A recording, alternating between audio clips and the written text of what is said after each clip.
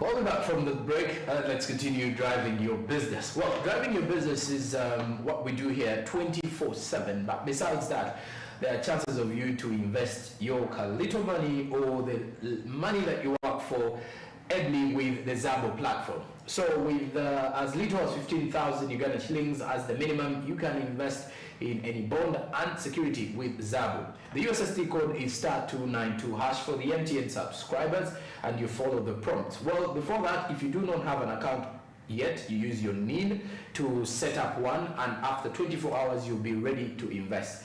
The markets on the Zabo platform do open at 8:15 a.m. and close at 3:15 p.m. East African Standard Time. Well, also, on the other hand, these particular markets are closed during weekends and also closed during the public holidays. Zabo says, my money, my future. And Zabo is powered by Altex East Africa, which says, do something new. So make your money count. Do not just save the money, but save your money for investment, says Zabo.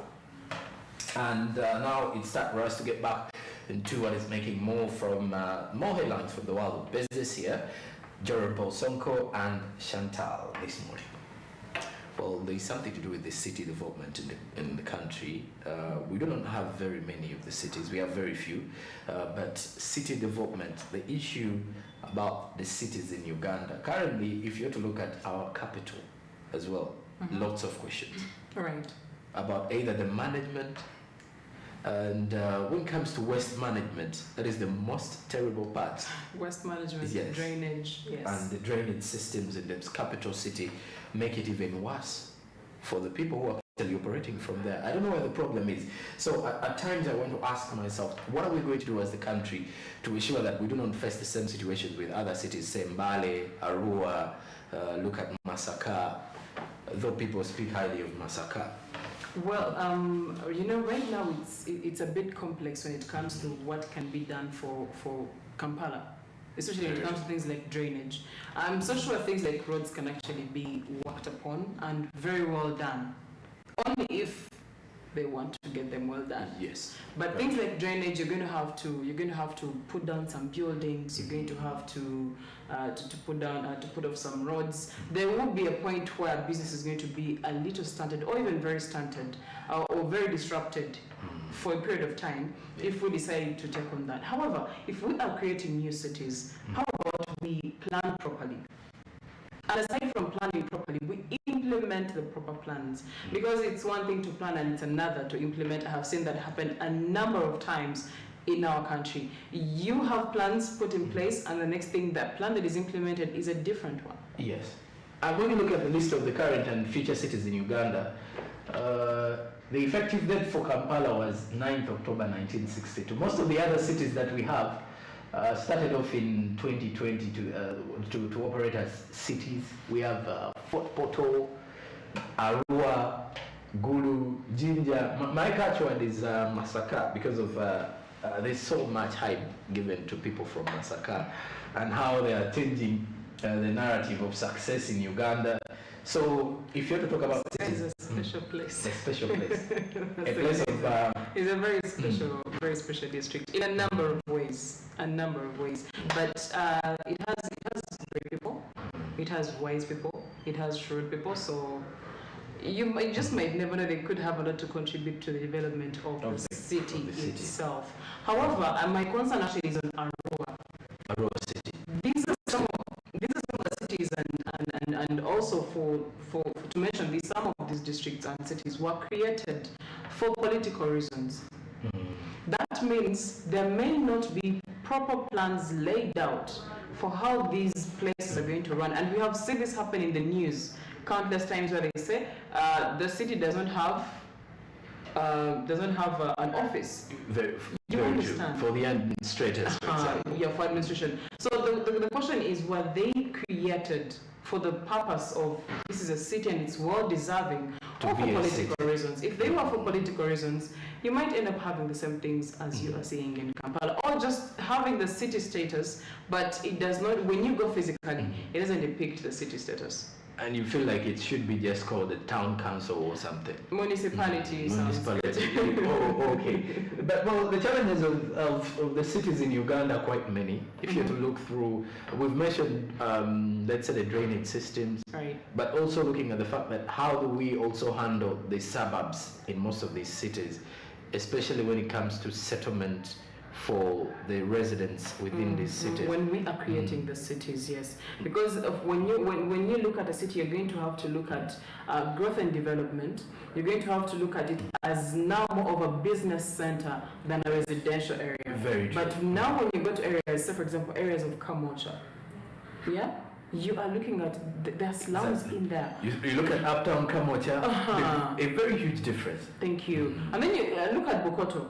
There is up and there is that other part of The other part of Bukoto that no one will mention about. Thank you. Even someone will be like, you come from Bukoto, which part of Which part Bukoto? of Bukoto? You're lying. You get it. So if only we get deliberate to create, to add value to the word city. If we don't do that, we are still going to just have the status, but Not the actual city. yes. And most of the cities in Uganda here, I hear also people in Nasana wanted to have a city attached to themselves as well.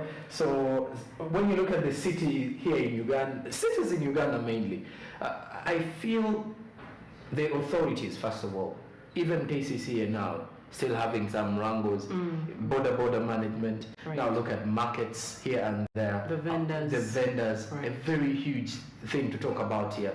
I think the only good thing about the other cities is the organization when it comes to cleanliness, I should say. Yes. Well, Mbale is organized. Yes, everyone in Bali believes they are very organized. That's why they would be offended if you don't say Mbale city and you just say Mbale. Bali. Yes. It's like you're only generalizing the entire district. But we're a city and we're doing good. However, I wanted to also say this. It's going to work out pretty well for us. Putting the other factors into consideration that we are creating these cities for a reason, not just political aspirations. So the point for me here is, if Mbale is a city, if Mbara is a city, Fort Portal, that means you're going to limit the rural-urban migration. People are leaving those districts to come to, say, Kampala because they think that's where they're going to get better services. They think that's where they're going to get good quality products. If these services, say hospitals, good roads, good markets are extended to these places, you're going to reduce the congestion in the capital city. Very true. But if that is only if we are deliberate to cause the change. If we are not, we're still going to have the same problems, but with just places that have the word city attached to their names. Yes. When it's not making sense. Speaking of cities, there is also Jinja City. People in Jinja, we have very many viewers in Jinja. So, we're supposed to actually remind you about that. Jinja City is there. The people in Masaka, that's a huge one. Look at people in Arua. I think Arua is also one of the cleanest, I should say. Yes, and I just pray. I think the road network there, I think, supports a bit of this organization. Well, maybe also goes back to some of the leaders. Some of them, if they are doing what they're supposed to do, yes, things can fall in place. You can't ask for too much in the shortest run, but let's see progress. Okay. Just if we can ask the producer to show us more of that particular footage where you get to see some of the future cities that are coming up, as well as the current ones that we have. We do have quite a number.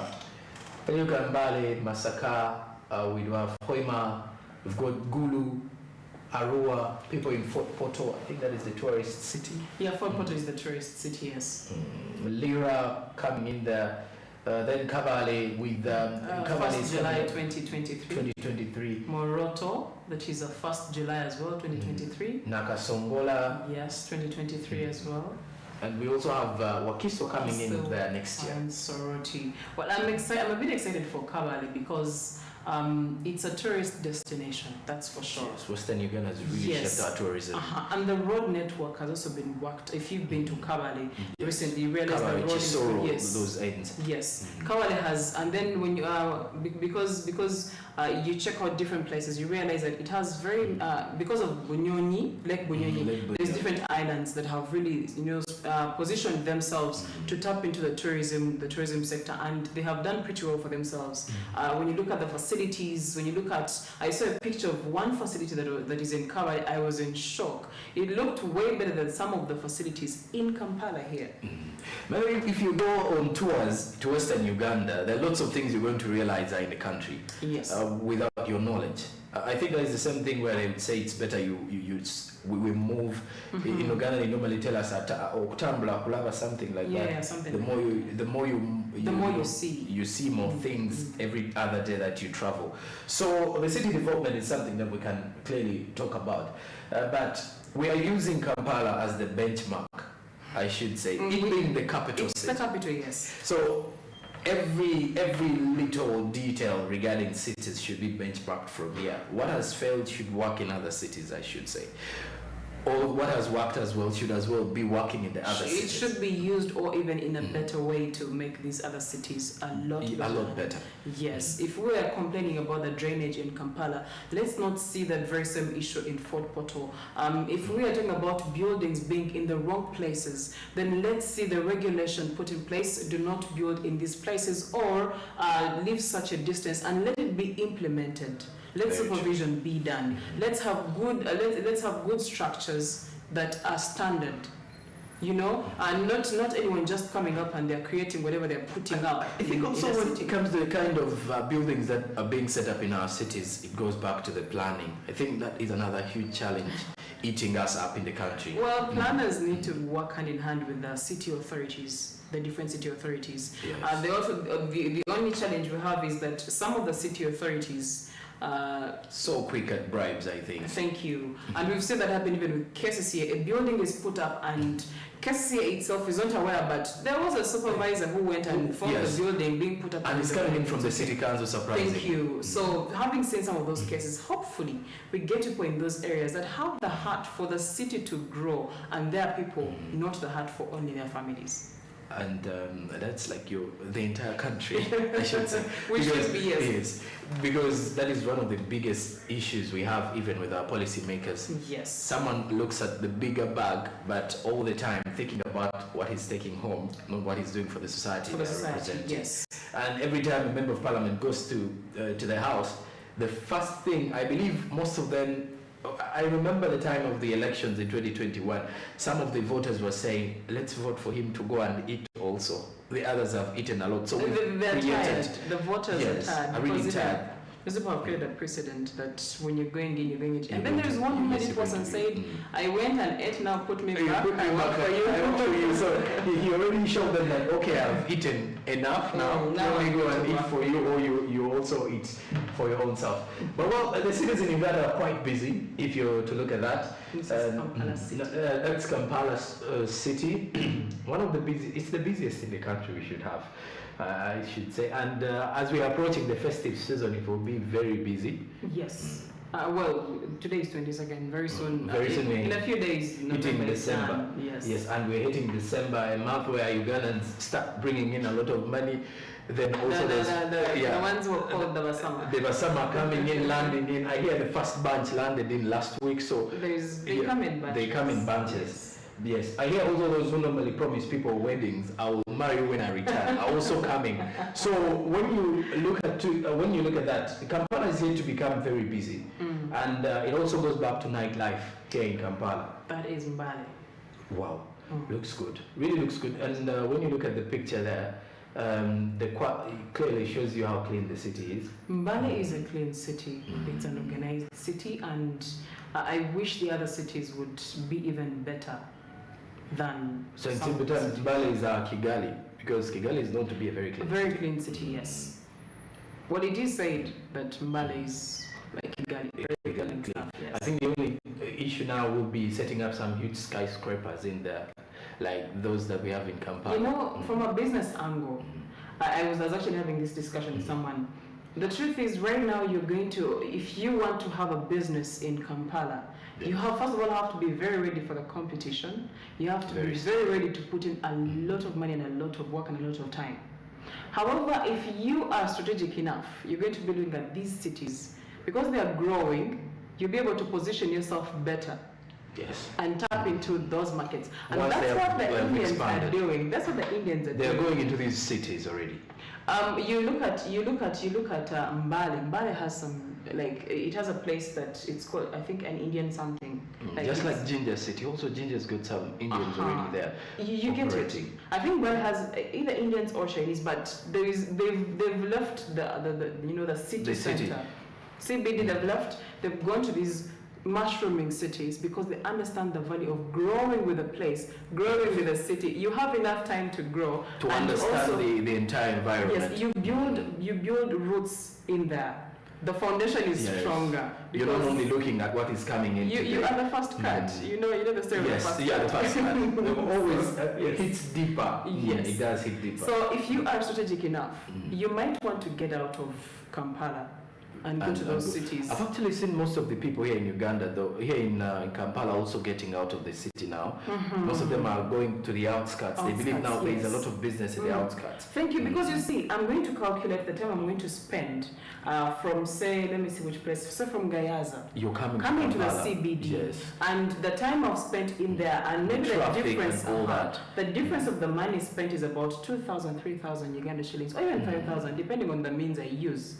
You have to look for other alternatives, I think. Yes. And then you realize even the increment that this person who has a supermarket or a wholesale shop in Gayaza, the increment is not as big when you calculate the time and money I'm going to put in to go to the CBD. So why wouldn't I use this place in Gayaza? So the wiser we get, the more strategic we get, the better for us. And the CBD at one point should be just for going through and coming back. I think it should be retailers who go in there to do some wholesale and that they take for the people in the residentials.